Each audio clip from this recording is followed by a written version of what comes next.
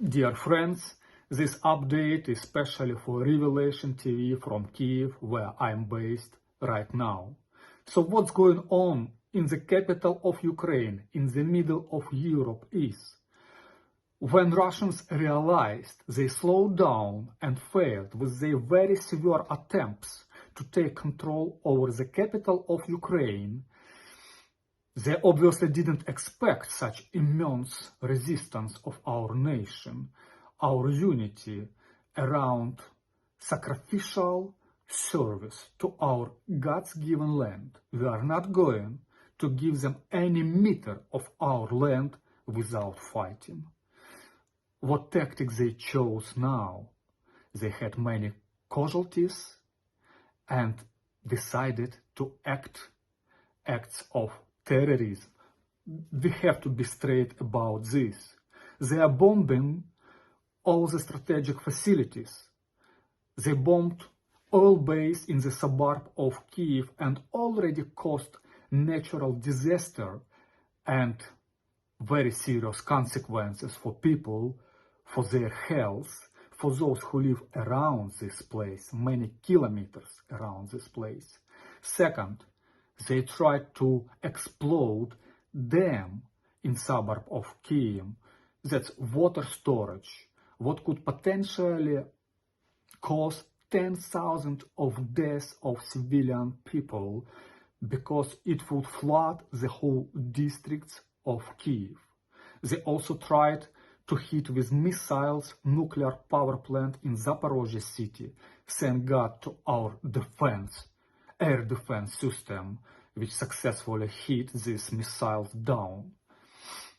Second, Belarus joined the war against Ukraine. With very deep sorrow, we know that all the most powerful missiles right now are starting from the territory of Belarus. We were friendly nations. We never provoked them. We had very good economical cooperation.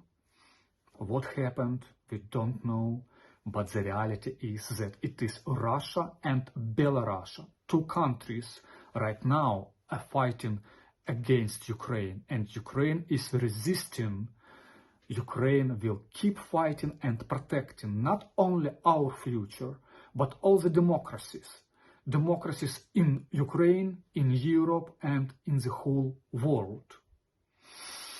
That's quite a serious situation, and we have one more challenge.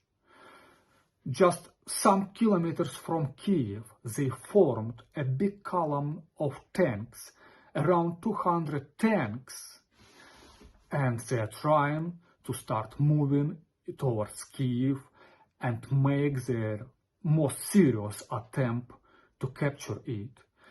What they have done, they captured women and children in villages. They put them in the buses, and they placed these buses in front, in the middle, and on the back of this column of tanks.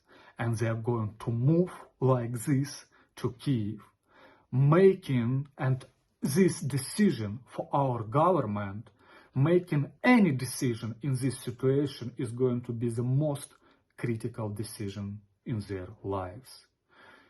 To hit this column with our own people in the buses, with our own children and women, or to allow Kiev to be captured.